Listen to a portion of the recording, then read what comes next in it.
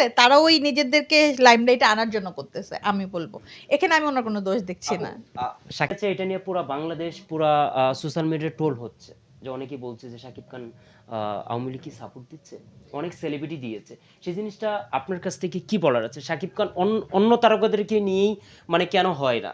আর ওনাকে একটা দিয়েছে দেখে আজকে জুতা পিটা করেছে টিএসসিতে, এরকমও দেখেছি যে বয়কট করার ডাক দিয়েছে শাকিব খানকে। সেই জিনিসটা আপনার কাছ থেকে জানলে আপনি কি বলবেন? আপনি ওনার সাথে কাজ করেছেন, শাকিব খান মানুষ হিসাবে অসংখ্য পরিমাণ ভালো, সেই জিনিসটা আপনি কাজ করেছেন। আমরা যেটা আসলে আমি রাজনীতি করি না, আমি রাজনীতি বুঝি না সবচেয়ে। এই আমি প্রশ্নটা আমি হ্যাঁ, যে বলিনি এটার আগে বলতে হবে আমি রাজনীতি করি না, আমি রাজনীতি বুঝি না। আমি পেট নীতিতে বিশ্বাসী। আমার যেটা করলে পেট চলবে আমি সেটাতেই বিশ্বাসী। যেই আসুক আমার মাথা ব্যথা নেই। কিন্তু ২৪শে স্বাধীনতাকে যদি মানতে হয় সবার আগে আমাদেরকে ৭১-এর স্বাধীনতাকে মানতে হবে। মুক্তিযুদ্ধ আমাদের ১৯৭১-কে ভোলা কোনোভাবেই যাবে না আমি যদি বাঙালি হই।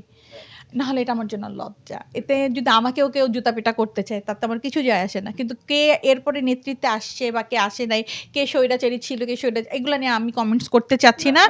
আমাদের সবার কাছে যেটা হচ্ছে সবকিছু মিলিয়ে উনি জাতির জন্য একটা কাঠামো, উনি গার্জিয়ান বলতে পারি। সো তার জন্য সাকিব খান যেটা বলেছে আমি তো প্রাউড ফিল করেছি এইটা ভেবে যে সাকিব খান তার ব্যক্তিগত সে কোনো কিচ্ছু চিন্তা করেনি, ব্যক্তিগত মনের ভাবটা প্রকাশ করছে। অন্য আর্টিস্টদের অনেকে দেখলাম তো করতে, আর্টিস্ট বাদ দিয়ে সাধারণ মানুষরাও তো করলে এবার দেখলাম।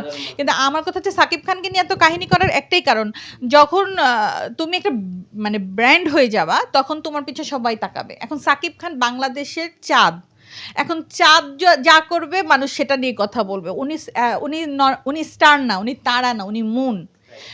বাংলা ফিল্ম ইন্ডাস্ট্রি বা মিডিয়া ইন্ডাস্ট্রির মুন যদি বলতে হয় সেটা হচ্ছে সাকিব খান, এবং সাকিব খান যদি করে সেটাও দোষ, সাকিব খান যদি ইহি করে সেটাও দোষ। তো বেচারা একজন, সে তো আসলে মানুষ, সে মনে প্রাণে একজন বাঙালি, সে তার মনের ভাব প্রকাশ করতেই পারে, সেখানে আসলে এটা নিয়ে কথা বলার কিছু নাই, এটা আমি মনে করি।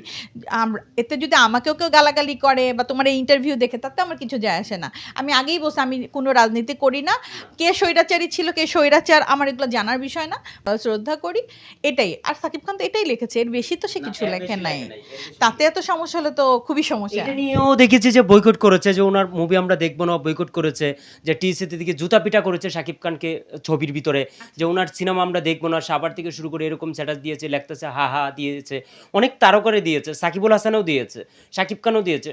শাকিব খান দিলেই কেন দোষ? সেই জিনিসটা যে আপনি আপনি ওনার সাথে কাজ করেছেন, আপনার সহকর্মী। ওই যে বললাম সাকিব খান বাংলাদেশের এখন এমন একটা পর্যায়ে গেছে, অনেকে হচ্ছে নিজেদের ভিউ বাড়ানোর জন্য হলেও বা নিজেদেরকে পরিচিত করার জন্য হলেও সাকিব খানের নাম টেনে নিয়ে আসে। আর যে কারণে আমার ভালো লাগে না কোনো ইন্টারভিউতে আমি সাকিব ভাইকে নিয়ে কথা বলে, তখন বলবো যে ওনাকে নিয়ে হয়তো আমি ফেমাস হতে চাচ্ছি, বাট এখন সবার ফেমাস হওয়ার জন্য সাকিবকে দরকার হয়। কারণ কি সাকিব খানকে নিয়ে মানে উনি তো একটা ভাইরাল ইস্যু, ওনাকে নিয়ে একটা কথা বললেই ভাইরাল হওয়া যাচ্ছে। সো এখন যারা কাহিনী সাকিব ভাইয়ের সাথে কাজ করেছেন, সাকিবের অনেক সিনেমাই আপনি হলে যেয়ে দেখেন, অনেক সিনেমাই তাণ্ডব দেখে আসলাম, আমি দেখি। আমি সাকিব খানের আর্টিস্ট হিসাবে আমি ওনার ফ্যান।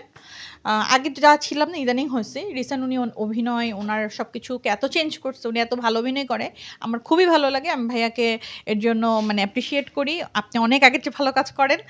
আর একসাথে কাজ করার পরে আমি ওনার এখন ভক্ত ইদানিং কাজের, কারণ ওনার তাণ্ডব দেখলাম, তারপরে বরবাদ দেখেছি, তারপর ওনার হচ্ছে আমার খুব ভালো লেগেছিল ওই যে প্রিয়তমা।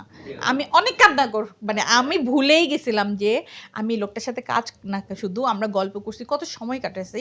আমি ছবি দেখতে যে আমি ভুলে গেছি যে আমি সাকিব খানকে ব্যক্তিগতভাবে চিনি, আমি ওই ক্যারেক্টারে ঢুকে যে আমি ওর জন্য কাঁদতেছি। মানে তাহলে বুঝতে হবে সে কতটা ভালো অভিনয় করেছে। আপু